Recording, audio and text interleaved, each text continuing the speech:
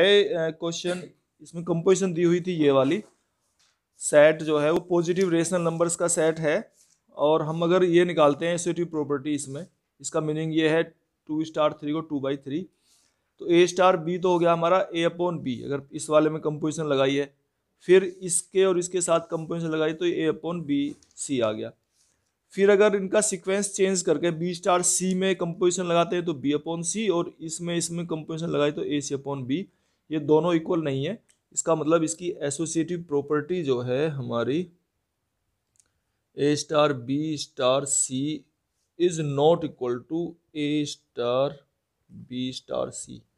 तो जो उसके पोस्टुलेट थे, 4 पोस्टुलेट हैं ग्रुप प्रूव करने के लिए, अगर एक भी हमारा नहीं होता है तो वो ग्रुप नहीं होता। तो एसोसिएटिव प्रॉपर्टीज में डज नॉट होल्ड गुड लिखेंगे हम।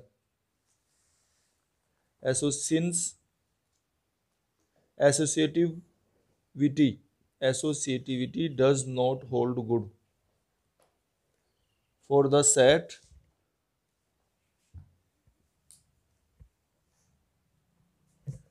Of positive rational numbers.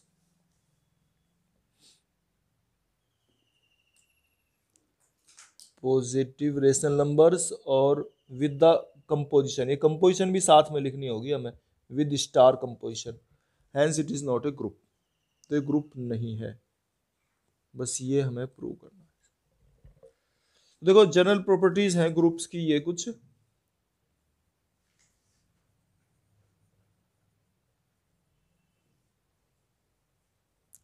Of groups.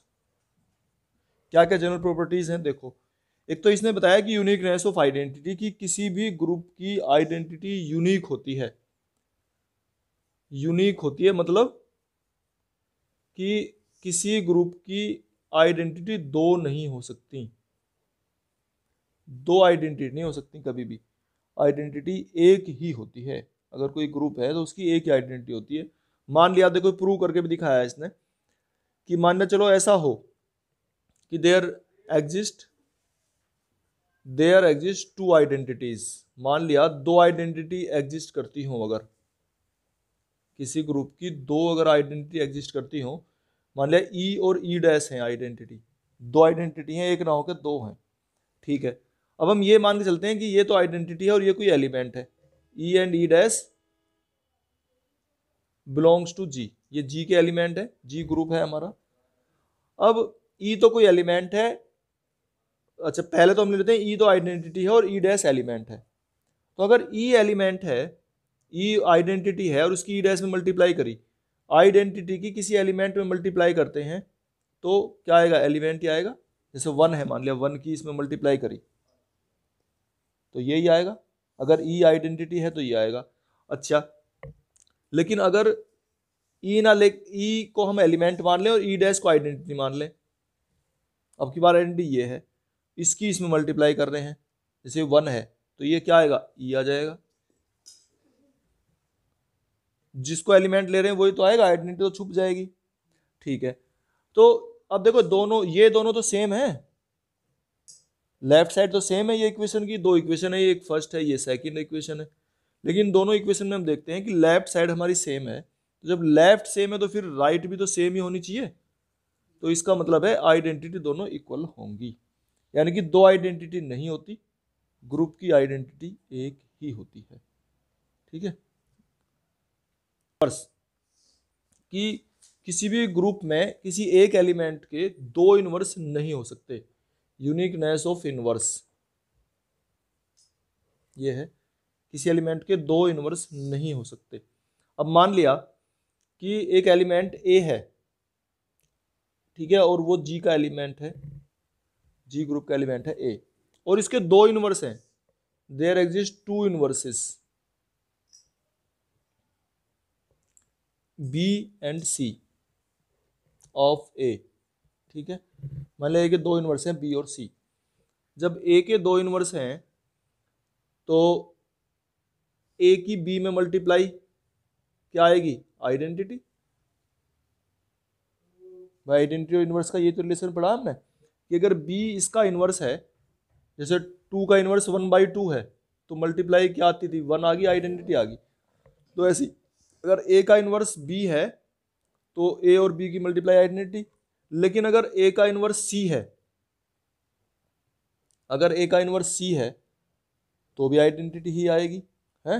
अब इस पे जो है हम सी को ऑपरेट कर देते हैं, ऑपरेट से मतलब दोनों तरफ मल्टीप्लाई, ठीक है। तो यहाँ मल्टीप्लाई तो सीधे लिखेंगे नहीं, क्योंकि यहाँ हमारी कंपोजिशन की बात चलती है ना। कंपोजिशन में तो दोनों चीज़ आती हैं, हमें कहीं एडिशन भी करना पड़ जाता है, कहीं मल्टीप्लिकेशन भी है। तो अगर सी की मल्टीप्लाई कर देंगे हम ए बी में,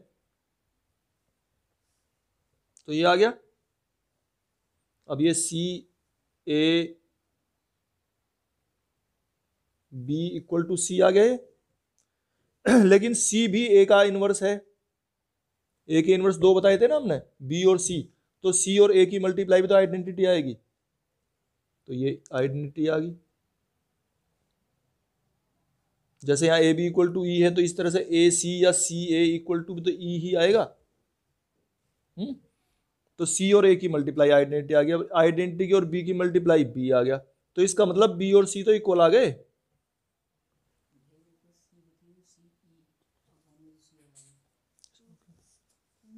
देखो ये जी जो है ये सेट है, ये फोर्थ रूट्स हैं यूनिटी के, वन के, पढ़े हैं ये कभी? वन के रूट्स हैं ये, बताएंगे चलो आगे कहीं आएगा तो, और इसके बारे में ज़्यादा विस्तार से। तो इसकी हम कंपोजिशन टेबल बनाते हैं, वो कैसे बनती है ये इंपॉर्टेंट है, इसे सीख लो। देखो इन्हें लिखते हैं इस तरह से, 1 -1 i -i, ऐसे इधर लिखेंगे 1 -1 i -i, और इनकी मल्टीप्लाई करते चलते हैं। जो इसने कंपोजिशन दी हुई थी, देख इसने जो है ना कंपोजिशन दी हुई है, क्या है? मल्टीप्लिकेशन, ठीक है ना, मल्टीप्लिकेशन की कंपोजिशन दी हुई है इस तरीके से। ये अब अलजेब्रिक स्ट्रक्चर बना, और इसकी अब मल्टीप्लाई करनी है, तो कैसे करते हैं? 1 की 1 में 1, 1 की -1 में, इस तरीके से हम मल्टीप्लाई करते जाते हैं। फिर -1 की इसमें, -1 1 -i +i, फिर i की i -i और -1 और +1, ठीक है। +1 तो हमें लिखा नहीं है कहीं भी, चलो -i करेंगे, -i +i +1 और ये -1, ठीक है ना। इस तरह से कंपोजिशन टेबल बनती है ना। हमें ग्रुप सिद्ध करना है, ग्रुप प्रूव करना होता है, तो एक कंपोजिशन टेबल बनाते हैं हम इससे। तो एक तो ये कहता है कंपोजिशन टेबल बनाओ, फिर ये कहता है कि इसे प्रूव करो कि ये ग्रुप है। वो कैसे करते हैं? तो ग्रुप की जितनी प्रॉपर्टी है वो इसी कंपोजिशन टेबल से बनाना सीखेंगे हम। जैसे एक प्रॉपर्टी है closure property,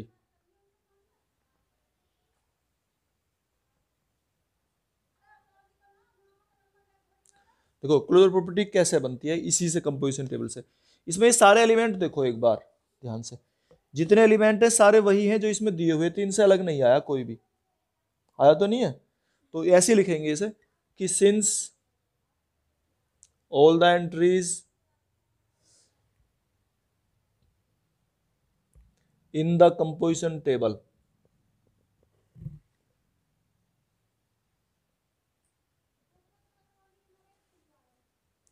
are the elements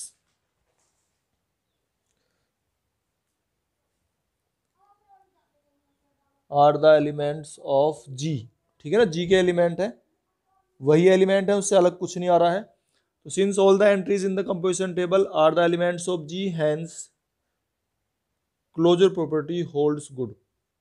इसे लिखेंगे हम closure property holds good for ji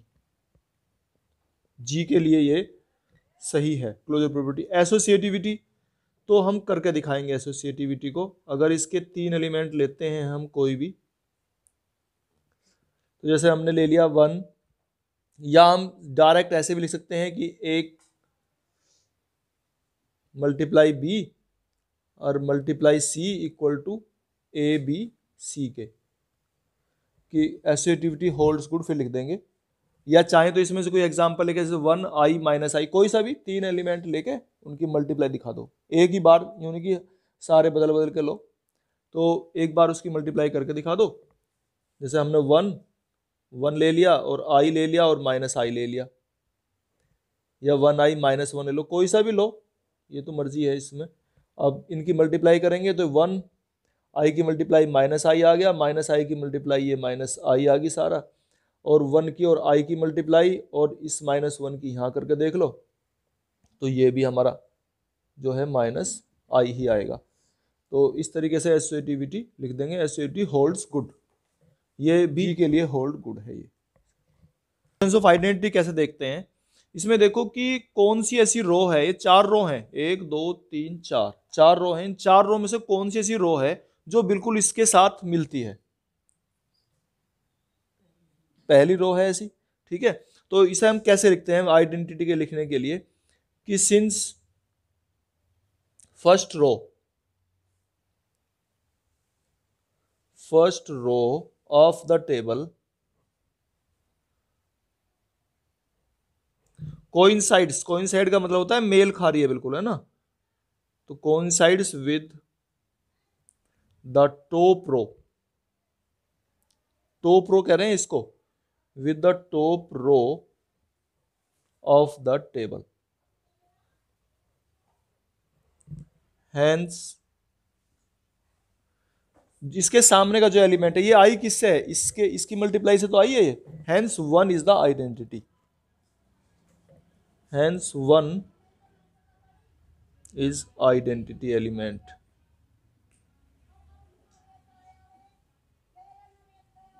of G, ठीक है। तो ये आ गया हमारा एग्जिस्टेंस ऑफ आइडेंटिटी। इसके बाद हम लिखेंगे existence of inverse. Existence of inverse क्या होता है उसे भी पहचानना सीखो।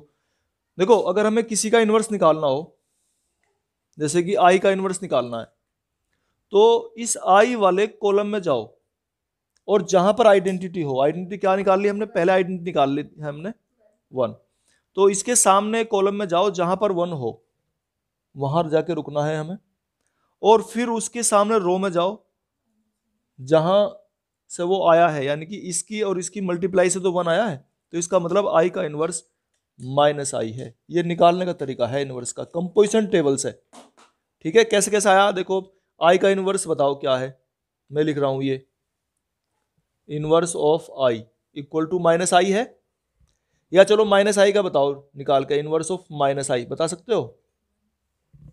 देखो माइनस आई ये है, इसके सामने कॉलम में जाओ 1, ठीक है, 1 ये इसके सामने रो में जो टॉप मोस्ट एलिमेंट होगा वो इसका इनवर्स होगा, तो माइनस आई का इनवर्स हो गया आई।